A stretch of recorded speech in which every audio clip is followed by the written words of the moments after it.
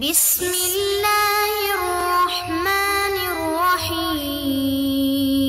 اللہ الرحمن الرحیم۔ عزیز طلبہ کرام، السلام علیکم ورحمۃ اللہ وبرکاتہ۔ ہم عالم اسلام کے وسائل و مسائل پڑھ رہے ہیں۔ آج ہمارا اس کورس کا سبق نمبر 43 ہوگا۔ آج کے اس سبق کے اندر ہم اسلامی جمہوریہ پاکستان کے حصہ پنجم پر گفتگو کریں گے۔ آج کے سبق کی جانب جانے سے پہلے پچھلے سبق کی اہم ابحاث پر ایک نظر دوڑا لیتے ہیں۔ ہمارا پچھلا سبق ملک پاکستان کے حصہ چہاروں پر مشتمل تھا۔ پچھلے سبق کے اندر ہم نے 2 پوائنٹس پر گفتگو کی تھی۔ پہلا پوائنٹ اس ملک کے سلسلہ حالات و واقعات تھا۔ پچھلے سبق کا ہمارا پہلا پوائنٹ اس ملک کے سلسلہ حالات و واقعات تھا۔ 1986 سے لے کر 2013 تک کے حالات و واقعات پر ہم نے نظر دوڑائی۔ اسی طرح پچھلے سبق کا ہمارا دوسرا پوائنٹ اس ملک کا طرز حکومت تھا۔ آج کے سبق کی ابحاث جان لیتے ہیں۔ آج کے سبق کے اندر ہم صرف ایک ہی پوائنٹ پر بات کریں گے۔ وہ پوائنٹ ہے اسلامی جمہوریہ پاکستان کی معاشی منصوبہ بندی۔ اس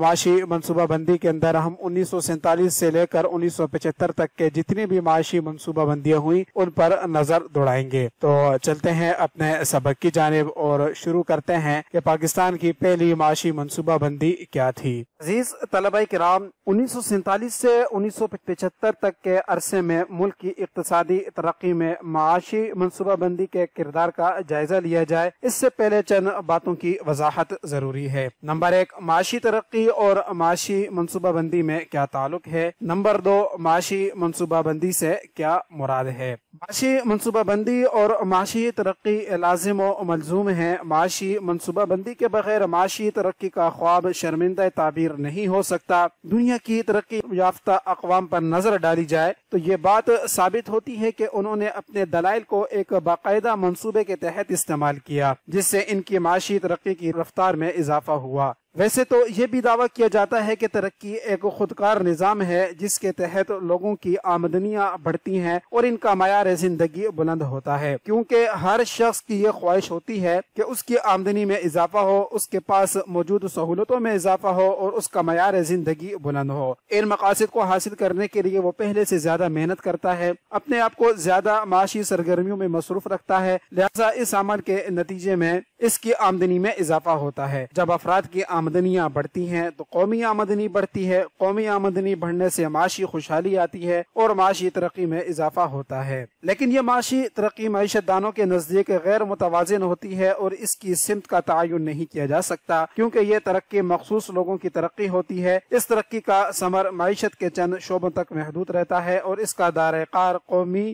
نہیں علاقائی ہوتا ہے، جس سے تقسیم دولت غیر مساویانہ ہو جاتی ہے اور آبادی کے مختلف طبقات کے درمیان معاشی توافت بڑھ جاتا ہے۔ گویا یہ ترقی قومی وحدت کو پارا پارا کر دیتی ہے، اس لیے معیشت دان متوازن ترقی کو ہی معاشی ترقی کا نام دیتے ہیں۔ یہ متوازن ترقی اتنی دیر تک حاصل نہیں ہو سکتی جب تک شعوری طور پر قدرتی، انسانی اور دیگر وسائل کو بہترین انداز میں استعمال نہ کیا جائے۔ وسائل کی بہتر انداز میں تقسیم ہی دراصل معاشی منصوبہ بندی کہلاتی ہے۔ معاشی منصوبہ بندی کا تصور سب سے پہلے 1910 میں ناروے کے ایک معیشت دان نے پیش کیا اور روس نے 1928 میں اسے عملی شکل دی۔ معاشی منصوبہ بندی کی بہتر انداز میں کچھ تعریف اس طرح ہے کہ معاشی منصوبہ بندی سے مراد ایسے پروگرام اور پالیسیاں وضع کرنا ہے جن کا مقصد باقاعدہ منظم جدوجہد کے ذریعے ملک کو معاشی بدحالی سے نکال کر معاشی خوشحالی سے ہمکنار کرنا ہے۔ یوں تو معاشی منصوبہ بندی کی ضرورت اور اہمیت ہر معیشت کے لیے محسوس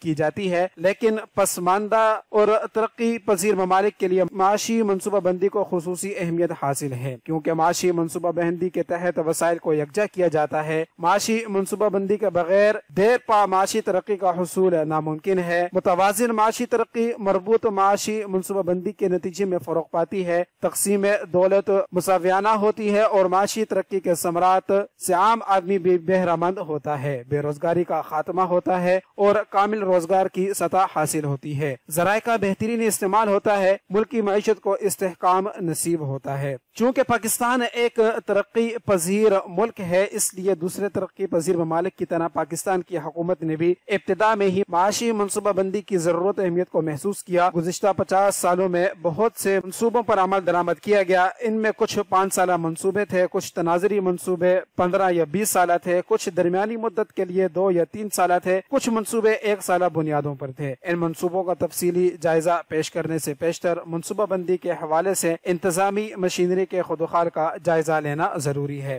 1947 میں جب پاکستان معرض وجود میں آیا تو پاکستان کی معیشت ہر لحاظ سے پسماندہ تھی۔ زراعت، صنعت و حرفت، تجارت، مواصلات، بینکاری وغیرہ ہر شعبہ ابتری کا شکار تھا۔ لہذا ضرورت اس امر کی تھی کہ معیشت کی حالت سدھاری جائے اور اس کو مضبوط بنیادوں پر استوار کیا جائے۔ یہ کام مربوط منصوبہ بندی کے بغیر ممکن نہ تھا۔ چنانچہ اس بات کے پیش نظر 1948 میں حکومت پاکستان نے ایک ترقیاتی بورڈ قائم کیا۔ اس کے علاوہ ایک منصوبہ بندی مشاورتی بورڈ بھی قائم کیا گیا۔ 1950 میں دولت مشترکہ کی مشاورتی کمیٹی کی تشکیل کی گئی۔ 1951 میں پلاننگ کمیشن تشکیل دیا گیا۔ اس کے علاوہ قومی اقتصادی کونسل قائم کی گئی۔ جولائی 1953 میں پلاننگ کمیشن کو پلاننگ بورڈ میں تبدیل کر دیا گیا۔ پاکستان میں ترقیاتی منصوبہ بندی کا باقاعدہ آغاز کولمبو پلان یعنی 1951 تا 1957 سے ہوا۔ جنوری 1950 میں دولت مشترکہ ممالک کے وزیروں کی ایک اہم میٹنگ سری لنکا کے صدر مقام کولمبو میں منعقد ہوئی۔ اس میٹنگ میں ایک مشاورتی کمیٹی تشکیل دی گئی اور اس بات کا فیصلہ کیا گیا کہ دولت مشترکہ کے ممالک معاشی ترقی کے لیے 6 سالہ ترقیاتی منصوبوں پر عمل کریں۔ اس حوالے سے Pakistan, Sri Lanka, Malaysia, India, Singapore, شمالی بورنیو نے اپنے اپنے قومی منصوبے بنائے۔ ان منصوبوں کو کولمبو پلان سے مربوط کیا گیا۔ اپریل 1991 میں ایک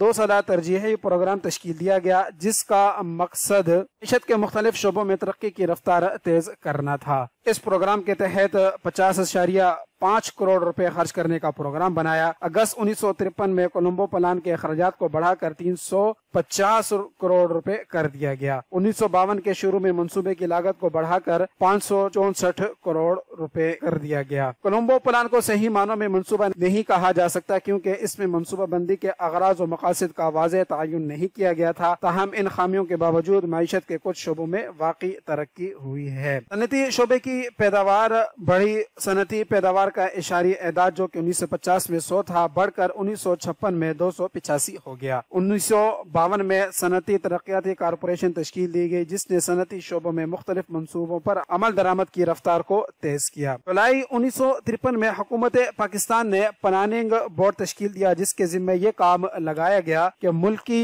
وسائل کا جائزہ لے کر پہلا 5 سالہ منصوبہ تیار کرے۔ یہ منصوبہ 1 اپریل 1955 سے مارچ 1960 تک کے 5 سال کی مدت کے لیے تھا۔ پلاننگ بورڈ نے منصوبے کا ڈرافٹ مئی 1956 کو جاری کیا۔ 15 اپریل 1957 کو قومی اقتصادی کونسل نے منصوبے کی منظوری دی۔ اس نے منصوبے کا مجموعی حجم 1080 کروڑ روپے تھا جس میں 750 کروڑ روپے سرکاری اور 330 کروڑ روپے نجی شعبے کے لیے مختص کیے گئے تھے۔ اس منصوبے کے لیے 660 کروڑ روپے اندرونی وسائل اور بقیہ 420 کروڑ روپے بیرونی وسائل سے مہیا کرنے کا پروگرام بنایا گیا۔ اس منصوبے کے اہم مقاصد اور اہداف پر ایک نظر ڈالتے ہیں۔ نمبر 1، معاشی ترقی کی رفتار تیز کرنا۔ اس مقصد کو حاصل کرنے کے لیے قومی آمدنی میں 15% اضافہ کرنا اور فی کس آمدنی میں 7% اضافہ کرنا۔ بے روزگاری کا خاتمہ کرنا۔ اس ضمن میں منصوبے میں 20 لاکھ افراد کو روزگار فراہم کرنے کا پروگرام بنایا گیا۔ صنعتی شعبے کی پیداوار میں 60% اضافہ کیا گیا۔ تجارتی خسارہ کم کرنے کے لیے برآمدات کو بڑھانا اور درآمدات کے متبادل ملک کے اندر تیار کرنا۔ سماجی شعبے مثلاً تعلیم، صحت، تعمیر مکانات وغیرہ کی سہولتوں میں اضافہ کرنا۔ یہ منصوبہ 1955 تا 1960 تک کے لیے تھا لیکن اس منصوبے کا ڈرافٹ 1956 میں تیار ہوا جبکہ وسط 1957 میں یہ منصوبہ منظور ہوا۔ اس طرح منصوبے کی نصف مدت تو کاغذی کارروائیوں کی نظر ہو گئی۔ بہرحال اس منصوبے کی کارکردگی کا جائزہ ان امور کے تحت لگایا جا سکتا ہے: مالی اعتبار سے اور حجمی اعتبار سے۔ مالی اعتبار سے یہ ایک ناکام منصوبہ تھا کیونکہ منصوبے میں کل 1080 करोड़ रुपए खर्च करने का प्रोग्राम बनाया गया था, लेकिन मंसूबे के इख्तिताम तक सिर्फ 785 करोड़ रुपए खर्च किए जा सके। इस तरह कुल अखराजात 30% कम रहे। जहाँ तक हकीकी पैदावार में इजाफे का ताल्लुक है, कौमी आमदनी सिर्फ 11% बढ़ सकी, जबकि मंसूबे का हदफ 15% था। इस तरह फीकस आमदनी में सिर्फ 3% इजाफा हो सका। ग़िज़ाई अजनास की पैदावार में 4% तक इजाफा हुआ। दूसरा 5 साला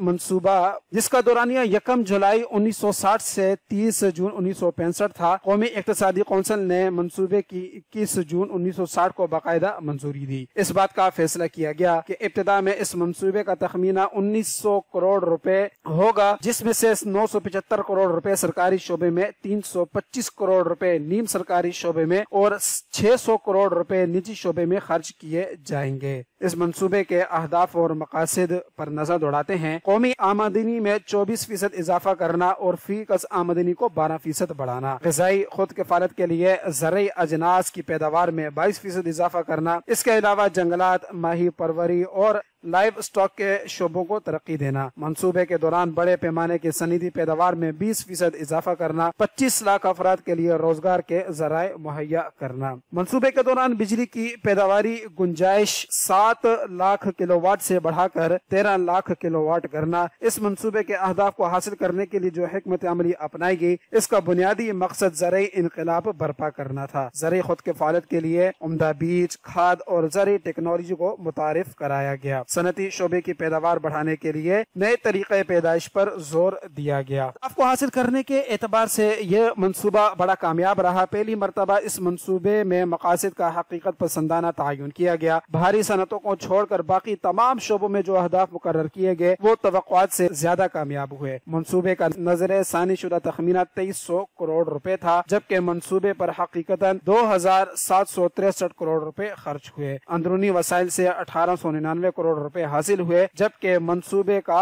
हदफ 1205 करोड़ रुपए था। कौमी आमदनी में 30% इजाफा हुआ, जो कि हदफ से 6% ज्यादा था। इस तरह कौमी पैदावार में 4.8% सालाना रिकॉर्ड किया गया। तीसरे 5 साला मंसूबे की तफसील में जाने से पहले एक 20 साला तनाजरी मंसूबे का जिक्र करना जरूरी है। इस मंसूबे का मकसद माशी तरक्की को यकीनी बनाना था, क्योंकि बाज ऐसे प्रोजेक्ट भी होते हैं जो तवील मुद्दत के लिए होते हैं और जिन पर अमल दरामद के लिए 15 से 20 साल का अरसा दरकार होता है। लिहाजा ये फैसला किया गया कि एक 20 साला तनाजरी मंसूबा बनाया जाए, जिसके अहदाफ को 5 साला मंसूबों की मदद से हासिल किया जाए। इस तनाजरी मंसूबे को 5-5 साल के 4 हिस्सों में तकसीम किया गया। इस तनाजरी मंसूबे के अहम मकासद और अहदाफ ये थे: खाम कौमी पैदावार जो 1964 था 1965 में 2300 करोड़ रुपए है, इसको 1985 में बढ़ाकर 17,430 करोड़ रुपए करना, जबकि फीकस आमदनी को 386 रुपए से बढ़ाकर 935 रुपए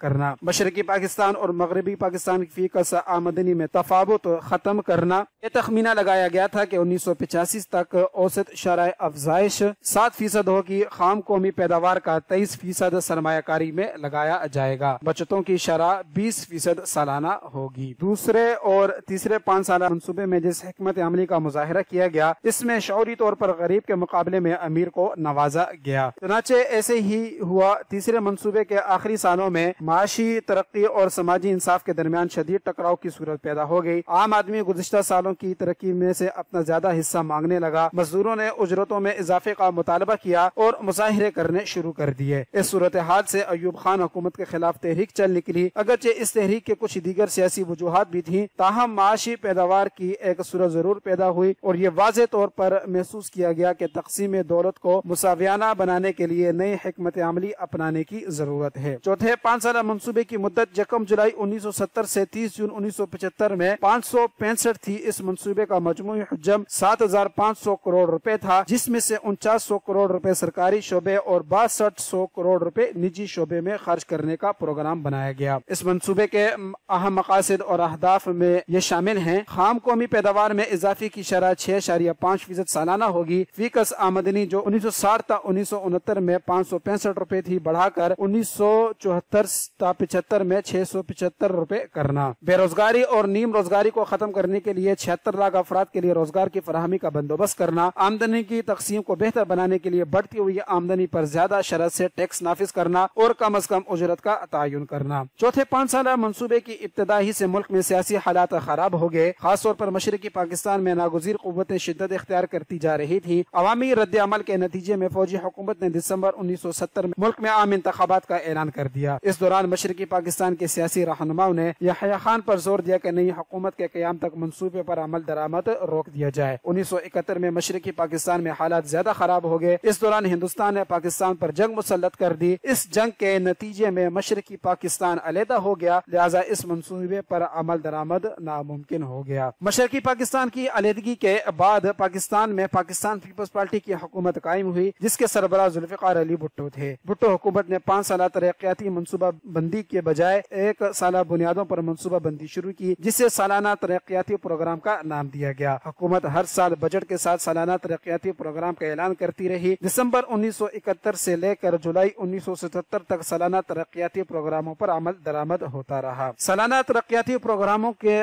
तजिया करते हैं। नंबर 1, खाम कौमी पैदावार जो 1971-72 में 50,268 रुपए मिलियन थी, इसको 1976-1977 में बढ़ाकर 1,43,312 मिलियन रुपए कर दिया गया। ज़राई शोबे की पैदावार में इजाफे के लिए 1972 और 1977 में ज़राई इस्लाहात नाफिज की गई। जमीन की हद मिल्कियत को कम कर दिया गया। नीज मज़ारिईन के मफादात को तहफ़्फ़ुज़ दिया गया। किसानों को ज्यादा मिकदार में कर्जे जारी किए गए। ताहम इन तमाम सहूलतों के बावजूद ज़राई शोबे की पैदावार में इजाफे की शरह 1.55% सालाना रही, जो कि इंतहाई कम थी। सनती, तालीमी और बेंकारी के शोबे में कौमियानी की पॉलिसी पर अमल किया गया। इस पॉलिसी के मनफी असरात खास तौर पर सनती शोबे में रोनुमा हुए। निजी सरमायाकारी की हौसला शिकनी हुई। नीज कौमियाई गैर सनती यूनिटों में बद इंतजामी और करप्शन की वजह से सनती पैदावार बुरी तरह मुतासिर हुई और सनती शोबा जमूद का शिकार हो गया। पीपल्स पार्टी के